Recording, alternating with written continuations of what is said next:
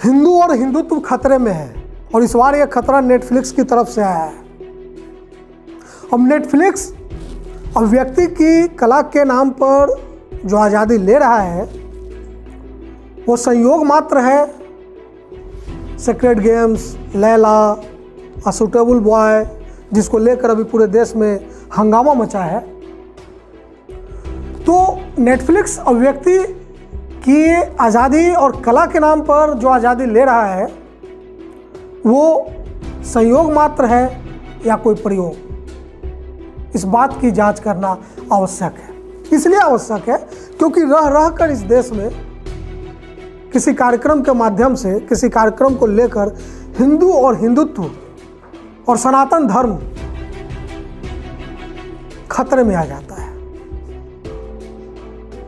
तो सवाल भावनाओं का भी है कि भावनाएं आहत होती हैं। तो जब ये पता है कि भावनाएं आहत होती है फिर भी इस तरह का संयोग या प्रयोग होते रहते हैं, तो ये जानना जरूरी है कि आखिर क्यों होते हैं, और ये भी जानना जरूरी है कि ये सिर्फ संयोग है या प्रयोग है। तो आइए इसकी जांच करते हैं। लेकिन सबसे पहले हम बात करेंगे इस्लाम खतरे में है। कुछ साल पहले ये एक परसेप्शन आया, एक थ्योरी पूरी दुनिया में चली कि इस्लाम खतरे में है। लेकिन इस्लाम खतरे में है उससे पहले एक परसेप्शन आया इस्लामिक टेररिज्म, और ये अमेरिका का एक बहुत ही सुनियोजित रणनीतिक ढंग से बनाया गया शगुफा था, जो अफगानिस्तान में रसिया को भगाने के लिए अलकायदा को बैकअप करता है। रसिया को भगाने के बाद वही अलकायदा जब अमेरिका के लिए सिरदर्द बनता है तो अमेरिका इस्लामिक टेररिज्म नाम का एक शगुफा छेड़ता है, एक परसेप्शन क्रिएट करता है, और उसके बाद वार ऑन टेरर के नाम पर कई देशों को टारगेट करता है। या फिर वेपन ऑफ मास डिस्ट्रक्शन, ये भी एक प्रयोग था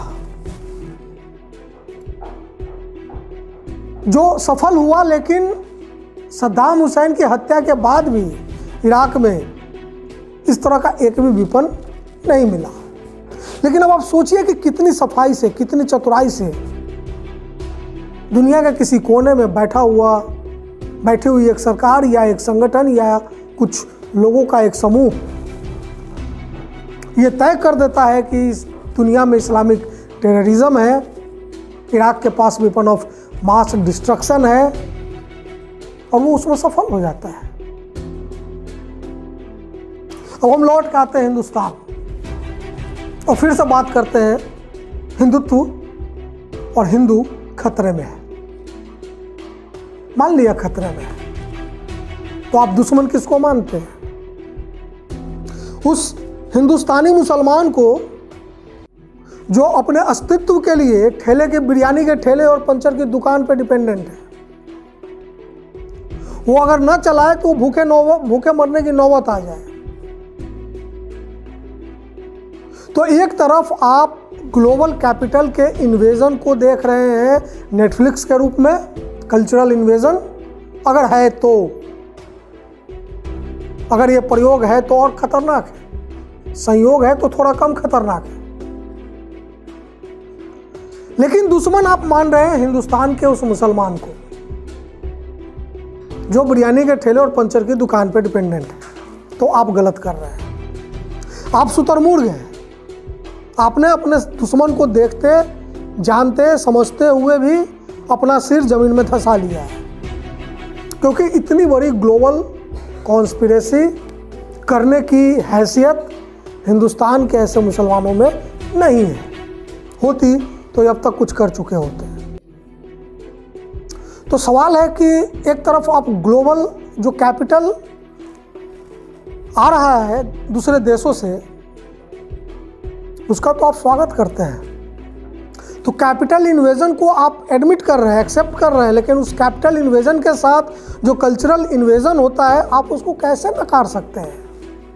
या 2 मिनट के लिए आप क्यों नहीं ये बात सोचने के लिए थोड़ा समय देते हैं कि अगर नेटफ्लिक्स एक के बाद एक इस तरह के प्रयोग कर रहा है या संयोग दिखा रहा है, जिससे आपकी भावनाएं आहत होती हैं, जिससे हिंदू और हिंदुत्व को खतरा पैदा होता है, तो क्या ये महज संयोग है? नहीं। अगर ऐसा है तो फिर ये कोई बहुत बड़ा प्रयोग है, और ये प्रयोग करने की हिम्मत हिंदुस्तान के किसी समाज में नहीं है। ये दुनिया के किसी कोने में बैठे कुछ लोग, कुछ समूह, कोई संगठन, कोई सरकार कर रही है। ये मैं आपके फायदे की बात बता रहा हूँ। तो दिखाइए हिम्मत और उठाइए सही सवाल और सोचिए कि नेटफ्लिक्स के जरिए, कल्चरल इन्वेजन के जरिए अगर हिंदू और हिंदुत्व को खतरा पहुंचाया जा रहा है तो ऐसा करने वाले लोग कौन हैं? हिंदुस्तान के मुसलमान तो कतई नहीं है, यह मैं दावा कर सकता हूं। तो सोचिए, समझिए, हम भी सोचते हैं और मिलकर पता लगाते हैं कि आखिर कला और अभिव्यक्ति की आज़ादी के नाम पर नेटफ्लिक्स की ये जो तमाम सीरीज है वो महज संजोग है या कोई प्रयोग। नमस्कार।